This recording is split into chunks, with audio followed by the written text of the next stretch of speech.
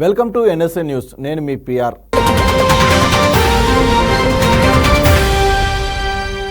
ప్రజల ఆలోచనలు వినడం మా ప్రజాప్రభుత్వ విధానమని సీఎం రేవంత్ రెడ్డి తెలిపారు. బడ్జెట్లో విద్యా వ్యవసాయానికి అత్యంత ప్రాధాన్యమిచ్చారని వివరించారు. అగ్నిమాపక శాఖ పాసింగ్ అవుట్ పరేడ్కు సీఎం ముఖ్య అతిథిగా హాజరయ్యారు. అందరి ప్రాణాలు కాపాడడంలో అగ్నిమాపక సిబ్బంది పాత్ర కీలకమని ప్రశంసించాడు. హైదరాబాద్లోని వట్టినాగుపల్లిలో అగ్నిమాపక శాఖ పాసింగ్ అవుట్ పరేడ్కు ముఖ్య అతిథిగా సీఎం రేవంత్ రెడ్డి విచ్చేశారు. ఈ పాసింగ్ అవుట్ పరేడ్ రాష్ట్ర విపత్తు నిర్వహణ అగ్నిమాపక శాఖ ఆధ్వర్యంలో నిర్వహించారు. పాసింగ్ అవుట్ పరేడ్లో 483 మంది శిక్షణ ఉద్యోగులు పాల్గొన్నారు. ఈ సందర్భంగా సీఎం రేవంత్ రెడ్డి మాట్లాడారు. తెలంగాణ ఏర్పాటుకు నిరుద్యోగం అత్యంత కీలకమైన విషయమన్నారు. గత 10 ఏళ్లు నిరుద్యోగులు ఉద్యోగ ఉపాధి కోసం ఎదురుచూశారని, కానీ తాము అధికారంలోకి వచ్చిన 90 రోజుల్లోనే 31,000 నియామక పత్రాలు అందించామని గుర్తు చేశారు. ప్రజల ఆలోచనలు వినడం మా ప్రజాప్రభుత్వ విధానమని తెలిపారు. 90% పైగా యువకులు గ్రామీణ ప్రాంతాల నుంచి వచ్చారని పేర్కొన్నారు. పేదలకు నాణ్యమైన విద్యను అందించడమే మా ప్రభుత్వ విధానమని చెప్పారు. వాస్తవాలకు అనుగుణంగా బడ్జెట్ ప్రవేశపెట్టామన్నారు సీఎం. మేము అధికారంలోకి వచ్చిన తర్వాత ప్రభుత్వ ఉద్యోగులకు 1వ తేదీన వేతనం వస్తుందన్నారు రేవంత్. ప్రభుత్వం పట్ల నిరుద్యోగులకు విశ్వాసం, నమ్మకం కలిగించామని, అందరి ప్రాణాలు కాపాడడానికి అగ్నిమాపక సిబ్బంది పాత్ర కీలకమని సీఎం రేవంత్ రెడ్డి పేర్కొన్నారు. వచ్చే నెల 2 లోపు కాళేశ్వరం పరిధిలోని జలాశయాల్లో నీటిని నింపాలని BRS working president KTR demand చేశారు. ప్రభుత్వం స్పందించకుంటే 50,000 మంది రైతులతో వచ్చి తామే పంప్ హౌజ్లను ఆన్ చేస్తామని హెచ్చరించారు. ఆగస్టు 2 లోపు కాళేశ్వరం జలాశయాల్లో నీళ్లు నింపాలని బీఆర్ఎస్ కార్యనిర్వాహక అధ్యక్షుడు కేటీఆర్ కాంగ్రెస్ సర్కారును డిమాండ్ చేశారు. బీఆర్ఎస్ ఎమ్మెల్యేలు, ఎమ్మెల్సీలతో కలిసి కన్నెపల్లి లక్ష్మీ పంప్ హౌజ్కు కేటీఆర్ పరిశీలించారు. అనంతరం మీడియాతో మాట్లాడుతూ కాళేశ్వరం ప్రాజెక్టు తెలంగాణ కల్పతరువన్నారు. కేసీఆర్ ఆదేశాల మేరకు బీఆర్ఎస్ ప్రజాప్రతినిధులం ప్రాజెక్టును పరిశీలించామని చెప్పారు కేటీఆర్. దేశ చరిత్రలోనే ఏ ప్రభుత్వం చేయనంత వేగంగా కాళేశ్వరం ప్రాజెక్టును కేసీఆర్ నిర్మించారని పేర్కొన్నారు. తెలంగాణలో కరువు అనే మాట వినపడొద్దని ఈ ప్రాజెక్టును నిర్మించామన్నారు. బీఆర్ఎస్ పాలనలో ఎప్పుడూ నీటి సమస్య లేదని, ఈ ప్రభుత్వం పంటల సాగు కోసం నీరు ఇచ్చే పరిస్థితి లేదని విమర్శించారు. గతంలో నీటి సమస్య ఉందని రాష్ట్ర ప్రభుత్వం అసత్య ప్రచారం చేస్తుందని, కానీ గతంలో అలాంటి సమస్య లేదని ఫైర్ అయ్యారు. శ్రీరామ్ సాగర్లో నీళ్లు లేవు. ఎల్ఎండిలో 5 టీఎంసీలు మాత్రమే ఉన్నాయి. మిడ్ మానేర్లోనూ 5 టీఎంసీలు మాత్రమే ఉన్నాయి. శ్రీరామ్ సాగర్ సామర్థ్యం 90 టీఎంసీలు అయితే ఇప్పుడు 25 టీఎంసీలు మాత్రమే ఉన్నాయని తెలిపారు. సభకు నేను మాటిస్తున్నా గత ప్రభుత్వ అవకతవకలు తేలుస్తానని AP deputy CM Pawan Kalyan శాసనసభలో మరోసారి స్పష్టం చేశారు. 14-15 ఆర్థిక సంఘం నిధుల కింద 2019 నుంచి 2024 వరకు గ్రామ పంచాయతీలకు విడుదల చేసిన నిధులు వివరాలను ఉప ముఖ్యమంత్రి తెలిపారు. గత ప్రభుత్వం ఎవరి అనుమతి తీసుకోకుండానే 15వ ఆర్థిక సంఘం ఇచ్చిన సొమ్ములో కొంత డిస్కంలకు పంపించేసిందని చెప్పారు. ఆంధ్రప్రదేశ్ అసెంబ్లీ సమావేశాలు కొనసాగుతున్నాయి. 14-15 ఆర్థిక సంఘం నిధుల కింద 2019-24 వరకు గ్రామ పంచాయతీలకు విడుదల చేసిన నిధులు తెలియజేస్తారా అనే ప్రశ్నకు ఉప ముఖ్యమంత్రి పవన్ కళ్యాణ్ సమాధానమిచ్చారు. 2 ఆర్థిక సంఘాలకు కలిపి 8,283.92 కోట్లు విడుదల కాగా ఏపీ ప్రభుత్వం మాత్రం 7,587.64 కోట్లు విడుదల చేసిందని తెలిపారు. ఇంకా ప్రభుత్వం నుంచి 696.28 కోట్లు పంచాయతీలకు ఇవ్వాల్సి ఉందని అన్నారు. నిధులు నిలిపివేత కారణంగా పంచాయతీలు అనేక ఇబ్బందులు ఎదుర్కొంటున్నారన్నారు. గ్రామాల్లో పారిశుద్ధ్యం సరిగా లేదని, వారికి సకాలంలో జీతాలు ఇవ్వకపోవడంతో 21,000 మంది పనులకు రావడం లేదన్నారు. దీంతో ప్రజల ఆరోగ్యానికి ఇబ్బందులు వచ్చాయని అన్నారు. కాగా తమ పనిని కొనసాగిస్తున్న పారిశుద్ధ్య కార్మికులకు బకాయిలు 103 కోట్లు పెండింగ్లో ఉన్నాయని తెలిపారు పవన్. తాగునీరు, మోటారు మరమ్మతులు చేపట్టకపోవడం, నీరు సరిగా లేకపోవడం, గ్రామ పంచాయతీల అనుమతి లేకుండా నిధులు నేరుగా డిస్కాంలకు చెల్లించడంతో ఇబ్బందులు వచ్చాయని పవన్ కళ్యాణ్ అన్నారు. ఏపీ మంత్రి నారా లోకేష్ మరోసారి తన మంచి మనసు చాటుకున్నారు. ఉపాధి కోసం విదేశాలలో చిక్కుకొని దుర్భర జీవితం గడుపుతున్న వారికి నేనున్నానంటూ భరోసా అందిస్తున్నారు. సామాజిక మాధ్యమాల ద్వారా ఎవరైనా ఫిర్యాదు చేసినా త్వరితగతిన స్పందిస్తూ సమస్యను పరిష్కరిస్తున్నారు. తాజాగా సౌదీ అరేబియాలో చిక్కుకొని దుర్భర జీవితం గడుపుతున్న వ్యక్తిని లోకేష్ కాపాడారు. సౌదీ అరేబియాలో దుర్భర జీవితం గడుపుతున్న మరో వ్యక్తిని మంత్రి లోకేష్ కాపాడారు. అంబేద్కర్ కోనసీమ జిల్లా వాసి వీరేంద్ర గల్ఫ్ నుంచి హైదరాబాద్ చేరుకున్నారు. శంషాబాద్ విమానాశ్రయంలో వీరేంద్ర కుమార్కు కుటుంబ సభ్యులు, స్నేహితులు స్వాగతం పలికారు. 16 నెలల క్రితం ఉపాధి కోసం ఏజెంట్ ద్వారా వీరేంద్ర దుబాయ్ వెళ్లారు. దుబాయ్లో మరో వ్యక్తికి వీరేంద్రను విక్రయించి హైదరాబాద్ ఏజెంట్ జారుకున్నాడు. దీంతో అప్పటి నుంచి ఎడారిలో చిక్కుకొని బాధితుడు నరకం చూశాడు. తనను రక్షించాలని మంత్రి లోకేష్ను ఎక్స్ ద్వారా వేడుకున్నారు. లోకేష్ చొరవతో బాధితుడు హైదరాబాద్ చేరుకున్నారు. ప్రాణాలతో తిరిగి వస్తానని అనుకోలేదని బాధితుడు వీరేంద్ర తెలిపారు. నకిలీ ఏజెంట్ల చేతిలో మోసపై వివిధ దేశాల్లో చిక్కుకున్న వారిని లోకేష్ స్వస్థలాలకు చేరుస్తున్నారు. తాజాగా ఏజెంట్ చేతిలో మోసపై ఒమాన్లో చిక్కుకున్న మామిడి దుర్గా అనే మహిళకు సైతం మంత్రి నారా లోకేష్ భరోసా ఇచ్చారు. బాధితురాల్ని స్వస్థలానికి తీసుకొచ్చే బాధ్యతను తీసుకున్నానని తెలిపారు. ఇప్పటికే మంత్రి చొరవతో కువైట్ నుంచి తెలుగు కార్మికుడు శివ స్వస్థలానికి చేరుకున్నాడు. కువైట్లో తన కష్టాలపై శివ కన్నీళ్లు పెట్టుకుంటూ సోషల్ మీడియాలో పెట్టిన వీడియోపై ఇటీవల లోకేష్ స్పందించారు. కేంద్ర ప్రభుత్వ సహకారంతో బాధితుడిని ఏపీకి తీసుకొచ్చే ఏర్పాట్లు చేశారు. దీంతో కువైట్ నుంచి తెలుగు కార్మికుడు కొద్ది రోజుల క్రితం స్వస్థలానికి చేరుకున్నాడు. అగ్నిపథ్ పథకంపై విపక్షాలు చేస్తున్న విమర్శలను ప్రధాని మోడీ తీవ్రంగా ఖండించారు. భారత బలగాలకు సంబంధించి పెన్షన్ నిధులు ఆదా చేసేందుకే ఈ పథకం తీసుకువచ్చారంటూ చేస్తున్న వ్యాఖ్యలపై ఆగ్రహం వ్యక్తం చేశారు. ఈ పథకాన్ని సమర్థిస్తూ మాట్లాడిన మోడీ దేశ సైన్యాన్ని ఆధునీకరించడానికి, బలోపేతం చేయడానికి అవసరమైన సంస్కరణ అని తెలిపారు. ఏపీలో అసెంబ్లీ సమావేశాలు జరుగుతున్నాయి. ఈ నెల 22 నుంచి ప్రారంభమైన అసెంబ్లీ సమావేశాలు నేటితో ముగియనున్నాయి. ఈ సమావేశాలు కూటమి ప్రభుత్వం ఎన్నికల సమయంలో ఇచ్చిన హామీలపై, రాష్ట్ర అభివృద్ధిపై ప్రత్యేక ఫోకస్ పెట్టిందని కూటమి మంత్రివర్గం తెలిపింది. ఈ క్రమంలో సీఎం చంద్రబాబు ఇచ్చిన సూపర్ 6 హామీలను తాము కట్టుబడి ఉన్నామని మంత్రి లోకేష్ అన్నారు. అసెంబ్లీలో విద్యాశాఖపై మంత్రి లోకేష్ మాట్లాడుతూ కేజీబీవీ వంటి రెసిడెన్షియల్ స్కూళ్లను బలపరుస్తామని పేర్కొన్నారు. అలాగే విద్యా కానుకను కొనసాగిస్తామని వివరించారు. తల్లికి వందనం పథకానికి సంబంధించి కొన్ని పత్రికలు అసత్య ప్రచారాలు చేస్తున్నాయని మండిపడ్డారు. తాము ఆ పథకానికి సంబంధించి విధి విధానాలను రూపొందిస్తున్నామని ఆయన చెప్పుకొచ్చారు. నేను వేరే ఫామ్లో మీ దగ్గరకు వస్తాను. చాలా స్పష్టంగా తల్లికి వందనం గైడ్ లైన్స్ ఫామ్ చేస్తున్నాం, త్వరలోనే పెడతాం, ఇస్తామని చెప్తే కొన్ని పత్రికలు అది వక్రీకరించి ఇవ్వట్లేదని చెప్తున్నారు. ఇది చాలా చాలా అన్యాయం అధ్యక్ష. అది వేరే ఫామ్లో తీసుకొస్తా. ఎందుకంటే వాస్తవాలు ప్రజలు చెప్పాల్సిన బాధ్యత మీడియా పైన కూడా ఉంటుంది. కానీ అది వక్రీకరించి బయట పెడతాం, చాలా చాలా బాధాకరం. బాబు సూపర్ 6 హామీలకి మేము కట్టుబడి ఉన్నాం. తప్పనిసరిగా అది అమలు చేసే బాధ్యత ఎన్డీఏ ప్రభుత్వం తీసుకుంటుందని ఈ సభాముఖంగా గౌరవ సభ్యులందరికీ తెలుస్తున్నాం. పెద్దవాగు ప్రాజెక్టు ఆనకట్ట మరమ్మతు పనులు సత్వరమే చేపట్టాలని ఇరిగేషన్ అధికారులకు మంత్రి తుమ్మల ఆదేశాలు జారీ చేశారు. ఈ వానాకాలం సీజన్లోనే రైతులకు సాగునీరు, పంటలకు అందే విధంగా యుద్ధ ప్రతిపాదకన పనులు చేపట్టాలని, మరమ్మతుల కోసం ఎస్టిమేట్ సిద్ధం చేయాలని సూచించారు. తాత్కాలిక పనుల కోసం బండ్ ఫార్మేషన్, అప్రోచ్ కెనాల్ పనుల కోసం 3,50,00,000తో ఎస్టిమేట్ సిద్ధం చేశారు ఇరిగేషన్ అధికారులు. పెద్దవాగు ప్రాజెక్టు తాత్కాలిక మరమ్మతుల కోసం నిధులు మంజూరు చేయాలని ఇరిగేషన్ శాఖ మంత్రి ఉత్తమ్ కుమార్ రెడ్డిని వ్యవసాయ శాఖ మంత్రి తుమ్మల నిధులు మంజూరు చేయాలని కోరారు. నీటి నుంచి వైదొలుగుతున్నట్లు శాసనసభలో తీర్మానం చేయాలని మాజీ బీఆర్ఎస్ ఎంపీ బోయినపల్లి వినోద్ కుమార్ సీఎం రేవంత్ రెడ్డిని కోరారు. నీట్ పేపర్ లీకేజ్తో విద్య చదువుకోవాలనుకునే విద్యార్థులకు అపనమ్మకం ఏర్పడిందన్నారు. దేశంలో 706 మాత్రమే మెడికల్ కళాశాలలో 1,00,000 ఎంబీబీఎస్ సీట్లుండగా అందులో దాదాపు 10% మనం రాష్ట్రంలోనే చదువుతున్నారని గుర్తు చేశారు. నీట్ నుంచి వైదొలిగితేనే రాష్ట్ర విద్యార్థులకు న్యాయం జరుగుతుందని వినోద్ కుమార్ తెలిపారు. వివిధ కారణాల పట్ల నీటిపైనే ఈరోజు అపనమ్మకం ఏర్పడ్డది. రాష్ట్రంలో ఉన్నటువంటి విద్యార్థులు నీటి పరీక్ష వల్ల పెద్ద లాభం లేకపోవడం, అదేవిధంగా నష్టపోతున్నారనే అభిప్రాయం కూడా ఉంది. ఈరోజు దేశంలో మరి తమిళనాడు రాష్ట్ర ప్రభుత్వం నిర్ణయం తీసుకుంది, మరి శాసనసభలో తీర్మానం చేయడం జరిగింది. నిన్న వెస్ట్ బెంగాల్ రాష్ట్ర శాసనసభ తీర్మానం చేసింది. ఈ రోజు మరి ఉదయం పూట కర్ణాటక శాసనసభలో కూడా మరి తీర్మానం చేశారు. కాబట్టి నేను రేవంత్ రెడ్డి గారిని కోరుతున్నాను, తెలంగాణ రాష్ట్ర విద్యార్థులు ఏదైతే ఎంబీబీఎస్ చదువుకోవాలనుకున్న విద్యార్థులు, మిగతా వైద్య విద్య కోర్సు చదువుకునే విద్యార్థులకి మరి నష్టం జరగకుండా ఉండాలంటే మనం కూడా మన రాష్ట్ర శాసనసభ తీర్మానం చేయాలని చెప్పి నేను భావిస్తున్నాను. రేవంత్ రెడ్డి గారిని కోరుతున్నాను. రైతు రుణమాఫీ అంశంపై మాజీ మంత్రి హరీష్ రావు ట్విట్టర్ వేదికగా సంచలన ట్వీట్ చేశారు. డిసెంబర్ 9న రైతు రుణమాఫీ చేస్తామన్న మాట తప్పి 7 నెలల తర్వాత ఆ ప్రక్రియను ప్రారంభించడం వల్ల రైతులకు కొత్త సమస్యలు ఎదురవుతున్నాయన్నారు. ప్రభుత్వం తక్షణ స్పందించి డిసెంబర్ నుంచి జూలై దాకా వడ్డీని తామే భరిస్తామని, రైతుల నుంచి వసూలు చేయవద్దని స్పష్టమైన ఆదేశాలు ఇవ్వాలని డిమాండ్ చేశారు. ఉమ్మడి మెదక్ జిల్లా నర్సాపూర్ నియోజకవర్గం శివంపేట మండలానికి చెందిన ఒక రైతు క్రాప్ లోన్ను 9,000 మిత్తి కట్టించుకున్నాకే క్లోజ్ చేశారని గుర్తు చేశారు. ఉమ్మడి కరీంనగర్ జిల్లా చిగురుమామిడి మండలానికి చెందిన రైతులకు ఇదే పరిస్థితి ఎదురైందని ఆవేదన వ్యక్తం చేస్తున్నారని తెలిపారు.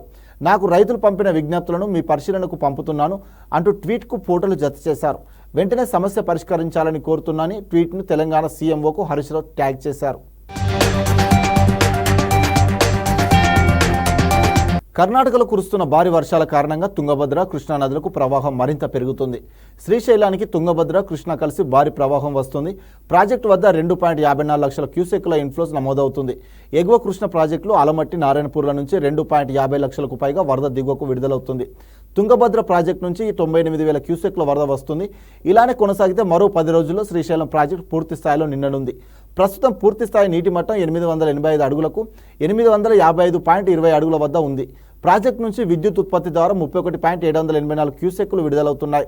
3 రోజుల క్రితం కొంత నెమ్మదించిన గోదావరి తిరిగి ఉప్పొంగుతుంది. అధికార కాంగ్రెస్ ప్రతిపక్ష బీఆర్ఎస్ పార్టీలపై బీజేపీ మెదక్ ఎంపీ రఘునందన్ రావు ఘాటు వ్యాఖ్యలు చేశారు. కేంద్రం బడ్జెట్పై అసత్య ప్రచారాలు చేస్తున్నారని ఫైర్ అయ్యారు. కేంద్రం అన్ని రాష్ట్రాలను సమదృష్టితో చూస్తుందన్నారు. తెలంగాణ ఏ పార్టీ అధికారంలో ఉన్న ఆలోచన విధానం ఒకటే అన్నారు. జెండాలు మారాయి తప్ప విధానాలు మారలేదన్నారు. మార్పు ఏదైనా ఉందంటే అది బీఆర్ఎస్ ఎమ్మెల్యే దానం నాగేందర్ కాంగ్రెస్లో చేరడమే అన్నారు. మహిళలకు 2,500, వరికి 500 బోనస్ ఇస్తామన్నారని, రాష్ట్ర బడ్జెట్లో ఆ 2 హామీలకు కేటాయింపులు ఏవి అని ప్రశ్నించారు.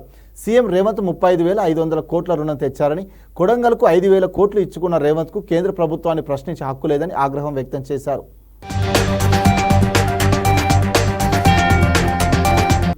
దేశ రాజధాని ఢిల్లీలో భారీ వర్షం ముంచెత్తింది. రాజధాని ప్రాంతంలో మోస్తరు నుంచి భారీ వర్షం కురిసింది. దేశ రాజధానిలో నౌరోజీ నగర్, బీకాజీ, కామా ప్లేస్, శాంతి మార్గం, ఆశ్రమం, ఆనంద్ విహార్, మలై మందిర్ ఏరియా సహా నోయిడాలోని అనేక ప్రాంతాల్లో వర్షం కురిసింది. దీంతో నగరం మొత్తం జలమయమైంది. లోతట్టు ప్రాంతాల్లోకి భారీగా వర్షం నీరు వచ్చి చేరింది. ప్రధాన రహదారులన్నీ నదులను తలపిస్తున్నాయి. ట్రాఫిక్ ఎక్కడికక్కడ నిలిచిపోవడంతో వాహనదారులు తీవ్ర ఇబ్బందులు పడ్డారు. కాగా రాబోయే 2 గంటల్లో రాజధానిలో భారీ వర్షం పడే అవకాశం ఉందని భారత వాతావరణ విభాగం తెలిపింది. కాంగ్రెస్ ప్రభుత్వం 2024-25 ఆర్థిక సంవత్సరానికి ప్రవేశపెట్టిన బడ్జెట్లో వ్యవసాయం, అనుబంధ రంగాలకు పెద్దపీట వేసిందని కామారెడ్డి జిల్లా బీబీపేట్ మండల రైతు సమన్వయ సమితి మాజీ అధ్యక్షుడు అంకన్నగారి నాగరాజ్ గౌడ్ అన్నారు. రైతు సంక్షేమం కోసం 72,659 కోట్ల రూపాయల బడ్జెట్ కేటాయించడం హర్షణీయమన్నారు. ఈ సందర్భంగా ఆయన మాట్లాడుతూ అన్నదాతలకు ఆలంబనగా నిలుస్తున్న ఏకైక ప్రజాప్రభుత్వం కాంగ్రెస్ అని కొనియాడారు. రాష్ట్రం ఆవిర్భవించాక ఇదే అత్యధిక బడ్జెట్ అని పేర్కొన్నారు. గడిచిన 10 ఏళ్లలో వ్యవసాయ రంగానికి భారీ బడ్జెట్ కేటాయింపులు జరగలేదన్నారు. రైతులకు అండగా నిలిచిన సర్కార్కు ఆయన కృతజ్ఞతలు తెలిపారు. ఈ కార్యక్రమంలో కార్యకర్తలు, నాయకులు, రైతులు పాల్గొన్నారు.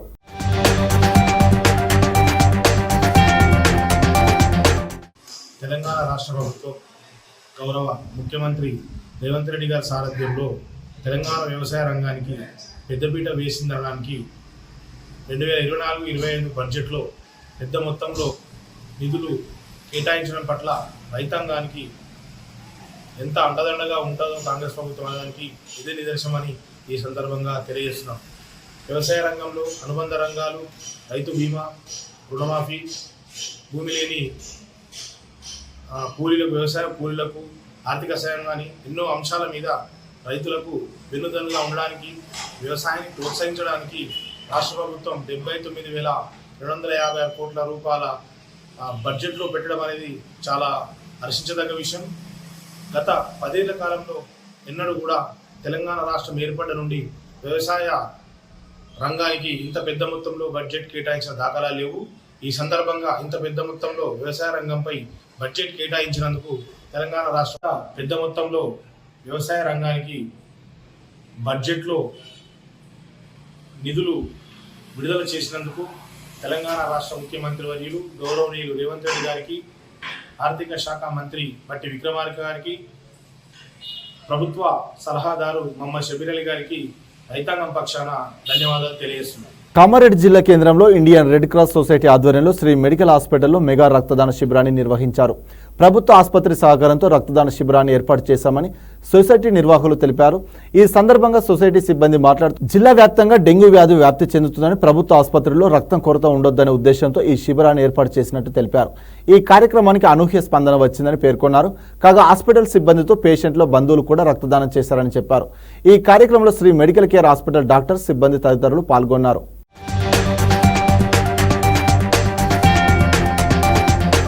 కాంగ్రెస్ ప్రభుత్వం ప్రవేశపెట్టిన బడ్జెట్ ప్రజలను తప్పుదోవ పట్టించే విధంగా ఉందని కామెంట్స్ చేశారు సిద్దిపేట జిల్లా బీజేపీ అధ్యక్షుడు మోహన్ రెడ్డి.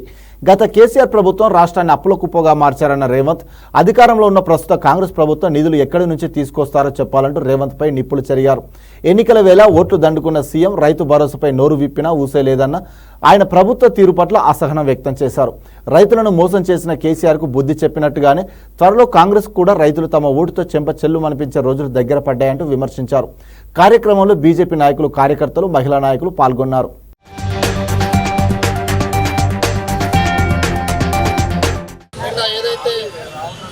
కాంగ్రెస్ ప్రభుత్వం ఆర్థిక మంత్రి బండి విక్రమార్క గారు అసెంబ్లీలో ప్రవేశపెట్టిన బడ్జెట్ ఒకసారి చూసినట్టయితే ఇలా ప్రజలను తప్పుదోరు పట్టించే బడ్జెట్గా ఇది కనిపిస్తూ ఉన్నది.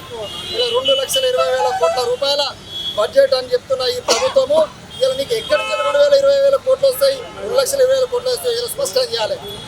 ఇలా నువ్వు 70,000 కోట్ల అప్పు చేస్తాను ఇలా నువ్వు బడ్జెట్లో చెప్తా ఉన్నావే. ఇలా గత ప్రభుత్వము నువ్వే చెప్పినావు కదా ఎన్నికల హామీలో కేసీఆర్ ఈ రాష్ట్రాన్ని అప్పుల పాలు చేసిండు, ఎఫ్ఆర్పిఎం పరిమితికి మించి అప్పులు చేసిండు అని చెప్పేసి నువ్వైతే చెప్పినావో ఇలా మరి నువ్వు ఏడికొచ్చి ఇలా 70,000 కోట్ల అప్పు తీసుకొస్తావు అని చెప్పేసి ఇలా రేవంత్ రెడ్డి గారు నేను అడుగుతా ఉన్నాను. ఇలా ఎక్కడ కూడా నీకు ఆదాయ మార్గం కనబడక ఇలా ఎక్సైజ్ నుంచి 20,000 కోట్ల ఆదాయం చూపెడతావు. సిగ్గుండాలి కొంచెమన్నా. ఇలా గత ప్రభుత్వమే ఇలా అయితే ఈ రాష్ట్రాన్ని ఇలా తాగుబోతే తెలంగాణ చేసి నువ్వే చెప్పినావు కదా. ఇలా మళ్ళీ నువ్వే ఈ రాష్ట్రాన్ని ఏం చేస్తామంటున్నావు. పొద్దున రాత్రి దాకా మరి వైన్ షాపులు నడిపి ఈ ప్రభుత్వాన్ని నడిపిస్తామని చెప్పేసి ఈ సందర్భంగా నేను రేవంత్ రెడ్డి గారిని అడుగుతా ఉన్నాను. ఎక్కడ కూడా నువ్వు ఇచ్చిన హామీలో కానీ బడ్జెట్ కానీ ఎక్కడ కూడా పొందలేదు. ఇలా రైతు భరోసా పూసలేదు, రైతు భరోసా ఇప్పటి వరకు స్పష్టత లేదు. నువ్వు చెప్పిన 10,000 నుంచి 15,000 రూపాయల రైతు భరోసా ఇప్పటి కూడా రైతుకు అందించలేదు. ఒకవైపు రుణమాఫీ అని చెప్పినావు, 2 లక్షల రుణమాఫీ అని చెప్పిన నువ్వు 1,00,000 రూపాయలు కూడా ఇప్పటి వరకు స్పష్టంగా నువ్వు రుణమాఫీ చేయలేదు. ఇలా ఎక్కడ రైతులకు కూడా అనేక కొర్రీలు పెట్టావు. ఇలా రేషన్ కార్డు ప్రామాణికం అన్నావు. ఇలా అనేక మంది రైతులకు రుణమాఫీ జరగక ఇలా రైతులు మోసపోతా ఉన్నారు, ఆవేదన చెందుతా ఉన్నారు. ఒకవైపు బోనస్ పేరు చెప్పినావు, ఇలా 500 రూపాయల బోనస్ ఇస్తానని చెప్పినావు. ఇప్పటి వరకు కూడా పోయిన పంటకు లేదు, ఈ పంటకు స్పష్టత లేదు. ఇలా మళ్ళీ సన్నోట్లకే ఇస్తా అని చెప్తున్నావు. ఏదైతే గతంలో కేసీఆర్ నేను సన్నోట్లే ఉంటా దొడ్లో నువ్వనని చెప్తే రైతులు ఏ విధంగా బుద్ధి చెప్పారో నీకు కూడా ఖచ్చితంగా రాబోయే రోజుల్లో కాంగ్రెస్ ప్రభుత్వాన్ని కూడా అదే విధంగా బుద్ధి చెప్తారని చెప్పేసి ఈ సందర్భంగా హెచ్చరిస్తా ఉన్నాను. కాంగ్రెస్ ప్రభుత్వానికి కోపం ఉంటే బీఆర్ఎస్ అధినేత కేసీఆర్ మీద చూపించాలి కానీ రైతుల మీద కాదన్నారు హుజరాబాద్ బీఆర్ఎస్ ఎమ్మెల్యే పాడి Kaushik Reddy. BRS working president KTR నేతృత్వంలో కాళేశ్వరం ప్రాజెక్టు సందర్శనలో భాగంగా ఆయన మాట్లాడారు. హుజరాబాద్ నియోజకవర్గ రైతులకు నీళ్లు అందక తీవ్ర ఇబ్బందులు ఎదుర్కొంటున్నారని తెలిపారు ఎమ్మెల్యే పాడి. Kaleshwaram project Lakshmi pump house వద్ద 17 పంపులు రెడీగా ఉన్నాయని వెంటనే ఆన్ చేసి రైతులకు నీళ్లు అందించాలని సీఎం రేవంత్ను కౌశిక్ రెడ్డి కోరారు. కాళేశ్వరం నుండి లక్ష్మీ పంప్ హౌస్ వెంటనే ఆన్ చేసి మిడ్ మానేరుతో పాటు ఎల్ఎండి నింపినట్లయితే హుజరాబాద్ నియోజకవర్గంలోని రైతులందరికీ పూర్తి స్థాయిలో నీళ్లు అందుతాయన్నారు. హుజరాబాద్తో పాటు కోదాడ వరకు ఈ నీళ్లు అందుతాయని తెలిపారు. అసెంబ్లీ సమావేశాలు పూర్తయ్యేలోపు పంప్ హౌజ్లు ఆన్ చేయకపోతే అసెంబ్లీ తర్వాత నియోజకవర్గంలో పెద్ద ఎత్తున రైతులందరినీ తీసుకువచ్చి పంప్ హౌజ్ ఆన్ చేసి మిడ్ మానేర్ ఎల్ఎండి నింపుతామని హెచ్చరించారు.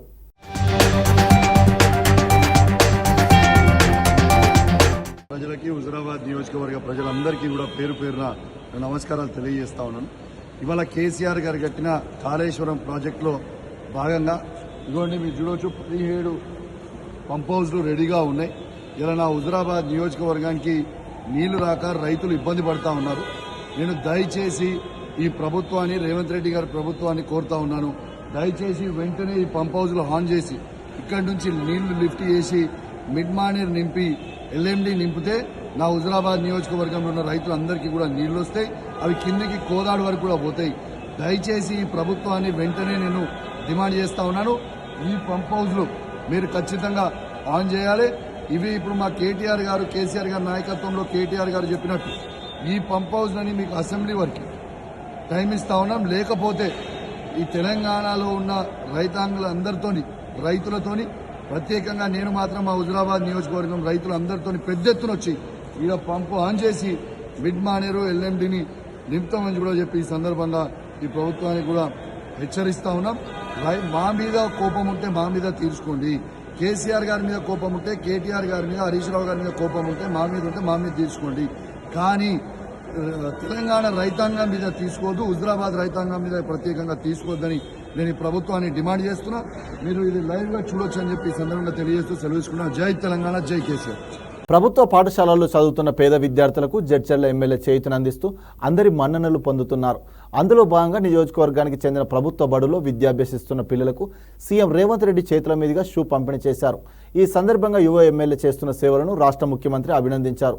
సుమారుగా 27,000 మంది విద్యార్థులకు ఎమ్మెల్యే అనిరుద్ధ్ రెడ్డి ఉచితంగా షూ అందిస్తున్నారు.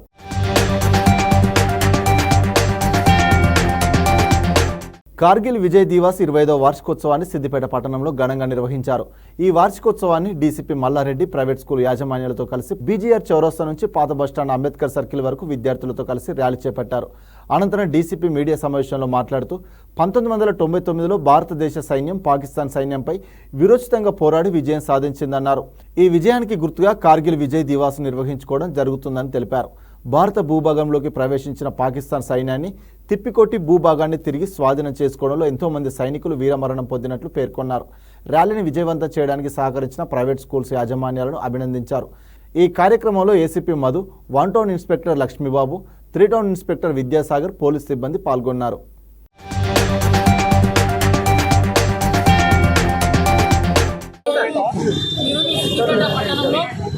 ప్రైవేట్ స్కూల్ యాజమాన్యాలు కార్గిల్లో మరణించినటువంటి అమరవీరులకు గృహాలు తెలుపుతూ ర్యాలీని బీజేఆర్ చౌరస్తా నుండి ఓల్డ్ బస్ స్టాండ్ వరకు నిర్వహించడం జరిగింది.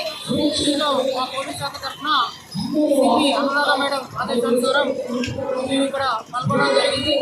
ఈ కార్యక్రమాన్ని ఏర్పాటు చేసినటువంటి ప్రైవేట్ స్కూల్ యాజమాన్యానికి ప్రత్యేక ధన్యవాదాలు మా పోలీసు చెప్తున్నాము. 20 సంవత్సరాల క్రితం విరోచితంగా పోరాడి దేశ రక్షణ కోసం, సమగ్రత కోసం ప్రాణాలకు నిలబడి అమరవీరులకు, జవాన్లకు కార్యక్రమాన్ని నిర్వహించడం జరిగింది. ఇందులో పాల్గొన్నటువంటి విద్యార్థులందరూ కూడా మనస్ఫూర్తిగా అభినందిస్తున్నాం. కార్గిల్ విజయ్ దివాస్ వేడుకలు ఇవాళ రాష్ట్ర వ్యాప్తంగా ఘనంగా జరిగాయి. యుద్ధంలో వీరమరణం పొందిన అమర జవాన్లకు పలువురు పుష్పాంజలి ఘటించి నివాళులర్పించారు. సిద్దిపేట జిల్లా కేంద్రంలోని పాత బస్టాండ్ వద్ద ట్రస్మా ఆధ్వర్యంలో పలు పాఠశాలల విద్యార్థులతో కలిసి నిర్వాహకులు కార్గిల్ విజయ్ దివాస్ వేడుకలను ఘనంగా నిర్వహించారు. అంతకుముందు విద్యార్థులు అమరవీరులను స్మరిస్తూ ర్యాలీగా వేదిక వద్దకు చేరుకున్నారు. ఈ సందర్భంగా విద్యార్థులు చేపట్టిన కార్యక్రమాలు పలువురు చూపరులను ఆకట్టుకున్నాయి. కార్యక్రమంలో పాల్గొన్న పాఠశాల నిర్వాహకులు మాట్లాడారు. చిన్నతనం నుంచే విద్యార్థులు దేశభక్తిని నింపాలన్న దృఢ సంకల్పంతో స్టూడెంట్స్ను కార్గిల్ విజయ్ దివాస్ వేడుకలలో భాగస్వాములు చేసినట్లు చెప్పారు. సమాజంలోని అన్ని వర్గాలకు సేవ చేసే సద్భావాన్ని విద్యార్థులకు కలిగించేందుకు గాను అమరుల త్యాగాలను స్మరిస్తూ వేడుకలు నిర్వహించామని తెలిపారు.